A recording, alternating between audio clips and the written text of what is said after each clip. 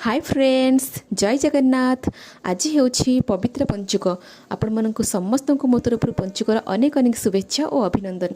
आज से पंचुक विषय ही मैं आपको दुई पद कहबी। कौन आपण मैंने जानते पंचुकर प्रकृत अर्थ कौन? पंचुकर अर्थ खाली 5टी दिन नुहे कि 5 दिन आम मंदिर पड़े से प्रकृत पंचुक कहजनी। 5टी कर अर्थ बुझा ही हूँ प्रकृत पंचुक। 5टी कर अर्थ बुझी पालन करने हूँ प्रकृत पंचुक। प्रथम कर अर्थ हूँ क्रोध को त्याग करूँ, समस्त क्रोध को त्याग करवा। द्वितीय कर अर्थ हूँ कपट त्याग, समस्त कपट को त्याग करूँ। तृतीय कर अर्थ हूँ कटु वचन त्याग करवा, समस्त कटु वचन को त्याग करूँ। चतुर्थ कर अर्थ हूँ कुसंग त्याग करवा।